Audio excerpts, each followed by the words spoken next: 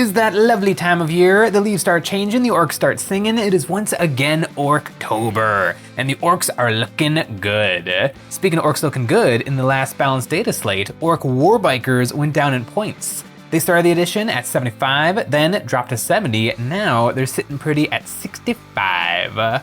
I love my orc warbikers tearing across an orc battlefield. And speaking of orc battlefields, my orc battlefield is looking better and better every year. And this year, I'm adding even more to it. Anybody remember the old Kill Team box Octeris? A fight between the orc commandos and the veteran guardsmen? Well, that box came with some pretty spicy orc terrain that inspired us to make the Orc Brewery, a place for the orcs to get away from it all and just have some good squignog. What do you do once your orcs are nice and tipsy? You head on over to the Orc Rocket Factory and play around with some high explosive ordnance.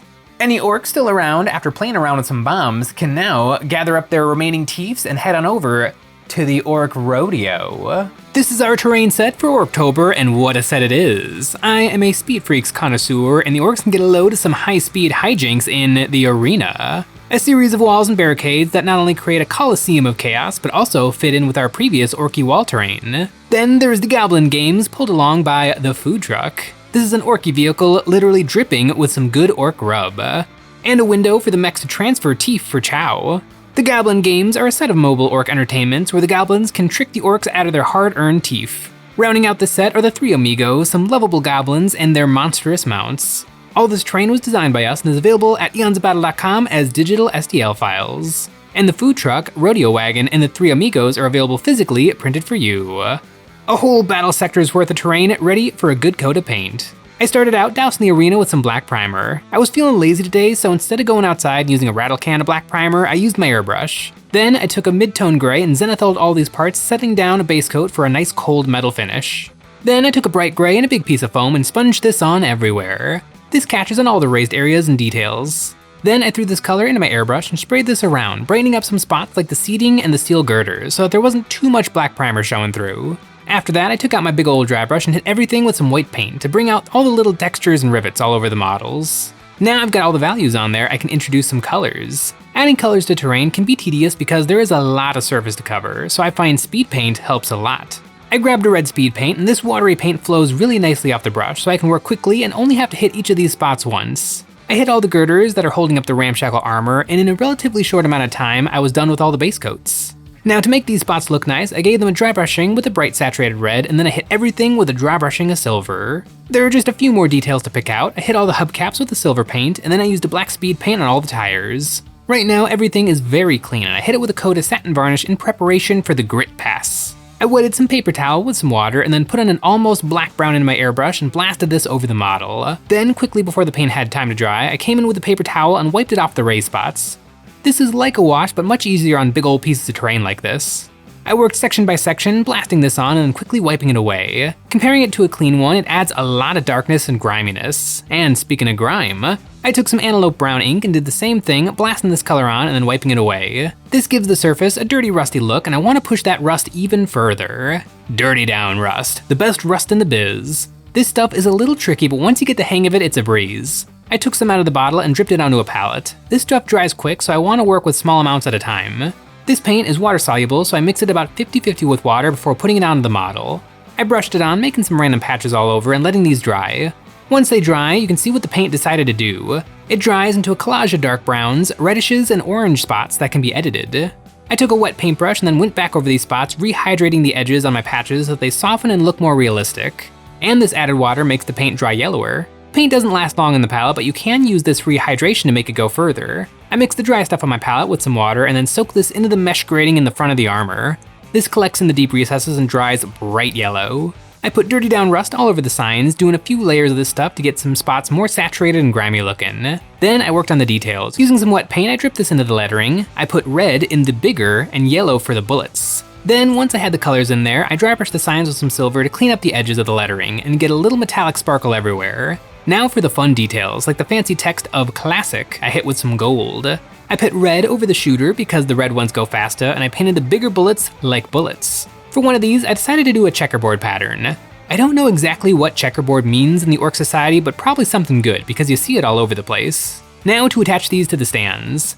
The backs were smooth so they could be glued anywhere, and to help them stick, I took some small wads of paper towel and then squished the super glue into them. Then once I was happy with the placement, I soaked them in ultra thin super glue to turn the paper into rock hard resin. And boom, a big orc stadium ready for a bunch of rowdy rodeo fans. The arena is complete, ready for some serious squig hog riding. Speaking of squig hog riding, I need to build some squig hog riders. I have 30 orc warbikers, but I'm only allowed to bring 30 orc warbikers, and I need more speedy orcs, so I think some squig hog riders are in my future. And the arena is the perfect place to do that squig hog riding, complete with the signs of the mech's lovely wares they can provide to the orcs who have the right amount of teeth. And speaking of those teeth, there's other things that the orcs could spend their or stolen teeth on. The grot games. These are some heavily decorated pieces, but they all printed beautifully because we use Soraya Resin. Soraya Resin is the very best quality 3D printing resin, and we have a code if you guys want to try it for yourself. Use EonsOfBattle to get 8% off your order of Fast Navy Gray. I gave these wagons a coat of black primer, and these games have some loose prizes, some plushies, and I primed these as well. I want to focus on getting down a good wood grain, so I started out with a saturated orangey brown. I'd spray this on over everywhere, then I took some yellow paint and zenithalled everything from above. Now to get a wash into the recesses, I took a brown speed paint and thinned it way down with some speed paint medium and gave everything a coat of this stuff. Once that was dry, I did another round of washing, this time with a brown black speed paint, and I put this in certain spots to darken parts of the wood and make the recesses more intense. After that, I gave everything a dry brushing a tan, and it gave me some pretty good looking wood. Now to start knocking out some of these wagons. First up, the hat cart. I took some appropriate speed paints and then started coloring in the hats. I picked about 3 on each side to be each color, so I had a good spread. Then I hit the sign with some thinned down paint to do the lettering. I put some more dirty down over the exposed nails, touching them up with some silver, and now for the big ol' hat. I put some brown speed paint over this and then broke out the dry brush, but not to do any dry brushing. I did some stippling. I smashed on some brown, focusing on the brim and the top of the hat, and then I did another round with some tan paint. I used the tan paint to do some scratchy edge highlights and micro scratches. It turned out really convincing. Now for the buckle on the front. I base coated it in a gray, and then I hit it with some speed paint, and then some dirty down rust and a dry brushing of silver. I stuck it on top and it's ready for business. Now onto the games. For Ducka Down, I hit the decoration in the middle with some red paint, doing a few layers to get the radial lines nice and vibrant, and started filling in the letters with some white paint, and I hit the outsides with the blue paint. Now for the other details, like the little arrows, I did half of these in red and the other half in yellow. Then green for the little goblin faces that I finished with some green speed paint and a dry brushing of silver. The letters were looking very Pokemon-y to me, so I used some dirty down in the letters to make them look orkier. Then I dry brushed the bullets with gold, and the shooters with some silver paint that I washed with black. Now the only thing left are the plushies, and for these I started by dry brushing them with a cream. There are 4 of these suckers, the little orc, which I painted with a green and brown speed paint for maximum cuteness. Then for the orky bear, a nice coat of purple everywhere except for his tummy. Then for Orkfield, some orange speed paint, and then I hit his eyes with a drop of black paint. And then for the chicken, I left him cream and only hit the limbs with some red speed paint, and I hit the eyes with black. I glued one of these down to Ducka Town, and this card is ready for action. Now, onto Grot. I painted the target with some silver paint, and for the bullseye, I did it in red. Then I used some yellow and more red paint to hit on all the decorations surrounding the game, doing a few coats to highlight these spots and make them look exciting. I washed the target with black and picked out all the balls with some tan paint. Then for the letters, I base coated these in gray and then used some dry brushing to paint on the faces with some green paint. I filled in the letters with some green speed paint and then glued on a nice chicken for a prize. Now onto Bash Boss. This one also has some fun targets that I based in red, and then I did some highlighting for the letters. I filled them in with yellow and did the trim in red, doing a few layers of highlighting to make them bright. Now for all the targets and blasters, I dry brushed these with some silver paint. Then a black wash, and then another layer of silver paint so that there was some good contrast on these tempting targets. I dry brushed the bullets with some gold paint and then glued on a nice orc field and a green skin for the top prizes. Now all the details are picked out, the only thing left are the wheels. I have these all stuck down to some popsicle sticks for easy painting, and I zenithalled them all with some gray paint. Then I gave them a dry brushing with a light gray, and now for that rust. Each one got 2 blotches of rust that I let dry and then touched them up a little bit with a clean brush. I glued the wheels onto the carts and then linked them all up, ready to mosey on over to the next town. The grot games and the hat stand turned out fantastic, but while I was painting these up, the only thing I could think about was the orc warbikers and how I really need to play my orcs, because the warbiker, my favorite orc unit, has never been better. The humble orc warbiker is pretty good at close combat, but they actually are pretty good at shooting as well, which is very rare for the orcs. Each one comes equipped with a twin Daka gun, which is 3 attacks, but rapid fire 2, which means effectively they have 5 attacks apiece when they're close to the opponent. And it's very easy for me to get very close to my opponent because I have an effective movement of 20 inches. 12 inches naturally, plus another 6-inch advance from the Warboss on Trike. Once I'm within range, I can unleash the power of my Daka guns, but because I'm in the Cult of Speed detachment, I can unleash the Daka Storm. Say it with me now, sustained hits 2 on enemy units that are within 9 inches. So that is every 6 is 3 successful hits. So even though I'm naturally only hitting on 5s, 5s and 6s are gonna mean that 30 attacks turn into about 20 wounds. And then those 20 wounds are Strength 5 twin linked.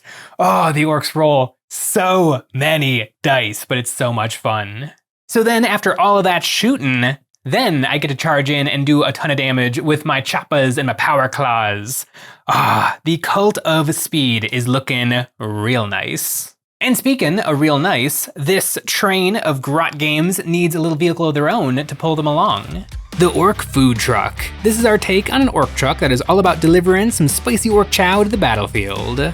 I blasted it with some black primer, and I want to give it a metal complexion like the arena, so I zenithalled it in gray and then a dry brushing a light gray. Now before I finish it with the dry brushing of silver, I wanted to do some decorations, like some hot rod flames over the roof.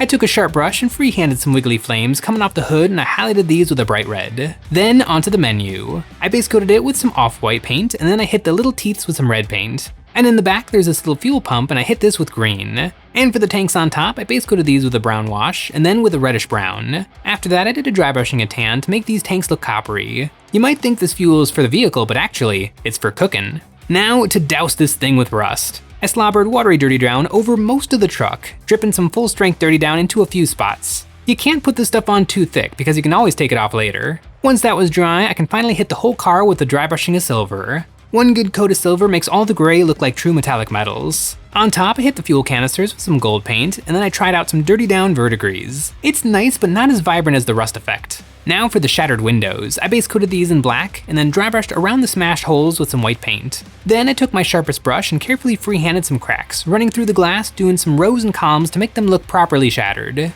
Spinning the car around, in the back, the flames shooting out of the exhaust are cooking a rack of ribs, and I base coated these in a red beige color. Then I dry brushed with some tan, and then washed with a red speed paint. I went back and re-highlighted the protruding bones with some tan paint. I highlighted the meat with some red paint, and now for the fire. I used some white ink through the airbrush to brighten these flames up, and then I took some yellow ink and sprayed this over the fire. Then I hit the top of the flames with some red ink, letting it spill onto the surrounding truck and meat. Now the meat is done, it's time to work on the menu. It's really fun to write for the Orcs because their handwriting is as bad as mine. I started out writing meat in the middle of the sign, then one and tooth on the bottom. I had so much room on top I added good, so the sign reads good meat, one tooth, which to me seems like a bargain, with a nice gasoline char. I threw a splash of blood over the menu and then moved on to the sign, base coating flaming in red and leg squigs in white. Once that was dry, I dry brushed it with silver, and then before gluing it on, I painted the meat on the skewer with the same colors I used on the ribs. I glued on the sign and then finished off the wheels, giving them the same treatment I gave to the hull of the truck, and some black speed paint over the rubber. I glued these in place and my Orcs are ready to start their own food truck business. This little truck, the Flamin' Leg Squig truck, is now my favorite truck in the fleet. And I finally figured out how to properly use dirty down rust.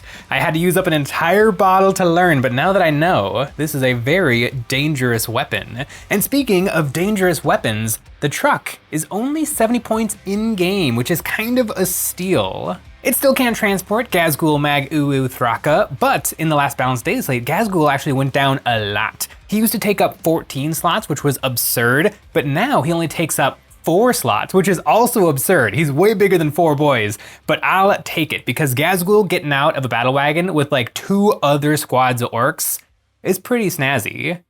And speaking of other squads of Orcs, the 3 amigos. I grabbed some 25mm bases so that these fellas can join my Gretchen squads, and I glued them down, filling up the bases with some sandy texture paste. Then I gave them a white prime. To give the squigs their burnt red complexions, I sprayed them from underneath with a dark red. Then I hit the squigs from above with an orangey color. To bring back the detail in their muscles, I dry brushed them with a yellow white and then gave them all a dunking of watered down red speed paint. Once that was dry, I painted their tummies and undersides with some dark red speed paint, and then got working on highlighting. I started out mixing white into my red to get some pinkish highlight colors, but that wasn't doing it for me. So I switched to a yellow to give some orangey highlights. I lathered this color on, doing a few layers until I was putting down a little bit of pure yellow for the brightest spots of these squiguitos. I hit their lovely smiles with some tan paint and washed them with a brown, and speaking of brown, these saddles are calling out for some brown. I base coated them in leathery brown and then washed them with the brown speed paint and did a little bit of highlighting. Now to start knocking out these riders. I hit their pants with some brown speed paint, and for this one guy who really reminds me of Daniel Craig from the movie Cowboys and Aliens, he's got a vest on and I painted it with black speed paint. Then I hit all the shirts with a really watered down brown black. And for the skin, I started out by base coating them with green. I didn't want to just use speed paint because you can see the base coat through the transparent color, and that's fine for the clothing, but for their skin and faces, I want them green all the way through. I washed the skin with some chartreuse speed paint and highlighted with a bright green, spending some time highlighting their fun little faces and hands. I picked out the eyes with some red paint, and my little gabbos are nearly ready for the rodeo. Just have to hit those bases with some earth brown, a dry brushing of yellow, and then hitting the base rims with some gloss black paint. These little squiggitos are gonna look really good mixed into some big blobs of Gretchen. They are ready for the rodeo. And speaking of the rodeo, it's all done. The Orc Rodeo fits in perfectly amongst the horde. The Orc Brewery, the Rocket Factory, and now the Rodeo filling in all the remaining space. I feel like this table has got room for about one more big Orc collection, and then there won't be one little bit of open space. The Orcs are some of the most fun fellas to build some terrain for, because you can build the shapes and sizes that work perfectly for the game, and it works perfectly for the imagination of the Orcs because you just need some ramparts for them to shoot over, you need some walls for them to hide behind. Orcs are very honest Warhammer 40,000. They move, they shoot, and they punch. There's no teleportation shenanigans or moving in your opponent's turn. They just shoot and they just fight. But speaking of that shooting and fighting, I have not been doing much shooting and fighting with my Orcs. All 10th edition long, I've been playing my Black Templars, I've been playing my Necrons. Is that the only ones? I played my Tyranids a little bit early on, but I have not been doing a good job with my Orcs. And I think that has to change because I have a proper Orc horde. And oh, I've got so many bikes. I got so many bikes. And now that I got this table set up, I think I need to bring those bikes to some games.